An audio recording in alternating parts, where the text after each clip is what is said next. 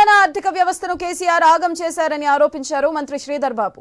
7 లక్షల కోట్ల అప్పుల భారం మోపారన్నారు. బీఆర్ఎస్ నేతలు రైతులను లూటీ చేసి ఇప్పుడు వారి గురించి మాట్లాడుతున్నారని విమర్శించారు. రాష్ట్రంలో ఎక్కడ బీఆర్ఎస్ ఒక్క సీటు గెలిచే పరిస్థితి లేదని, అందుకే తప్పుడు ఆరోపణలు చేస్తున్నారని శ్రీధర్ బాబు ఆగ్రహం వ్యక్తం చేశారు. మంచిర్యాలలో ఏర్పాటు చేసిన పెద్దపల్లి పార్లమెంట్ పరిధిలోని కాంగ్రెస్ కార్యకర్తల సమావేశంలో శ్రీధర్ బాబు పాల్గొన్నారు. కేసీఆర్ పాలనలో రైతులు చనిపోతే ఆ విషయం బయటకు పోకుండా రాత్రికి రాత్రి దహనం చేసేశారని మరో మంత్రి సీతక్క ఆరోపించారు. లిక్కర్ స్కామ్ పక్కకు నెట్టేందుకు కేసీఆర్ దొంగ రైతు దీక్షలు చేస్తున్నారని విమర్శించారు. గురూజీ రామ్ నారాయణ్ జీ ప్రపంచ ప్రఖ్యాత జ్యోతిష్యులు ఇప్పుడు మన హైదరాబాద్ లో ఎటువంటి సమస్యలకైనా తక్షణ పరిష్కారం చేయబడును. సంప్రదించండి 96651137 9000004357. కేసీఆర్ గారు మీరు ఆర్థిక వ్యవస్థను అస్తవ్యస్తం చేసి మా పైన 7 లక్షల కోట్ల రూపాయల వరకు అప్పుల భారం మోపింది.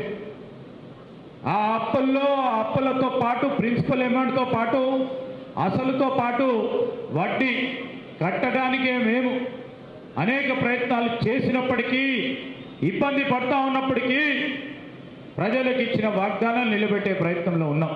రైతుకి ఏ విధంగా మేలు చేయాలని ఎవరు చెప్పనక్కర్లేదు. బస్తాకు 5 కేజీలు, క్వింటల్కు 10 నుంచి 15 కేజీలు లూటీ చేసిన టీఆర్ఎస్ పార్టీ ప్రభుత్వం అధినేత ఇవాళ బడుల గురించి టీఆర్ఎస్ మాట్లాడదు, మరి మడుల రైతుల గురించి మాట్లాడదు. ఆయనేమో రైతులను తొక్కిపెడతాడు. రైతుల చట్టాలను, నల్ల చట్టాలు తీసుకొచ్చి వ్యవసాయాన్ని కూడా నాశనం చేయాలనుకుంటారు.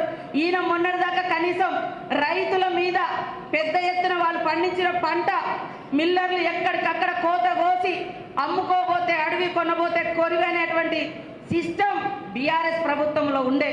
ఇవాళ బయలుదేరిండు నేనేదో ఉద్ధరిస్తా అని. అయ్యా కేసీఆర్, మీరు మీ గుండెల మీద చేసుకోండి. ఒక్క రోజన్న ఒక్క రైతన్న చనిపోతే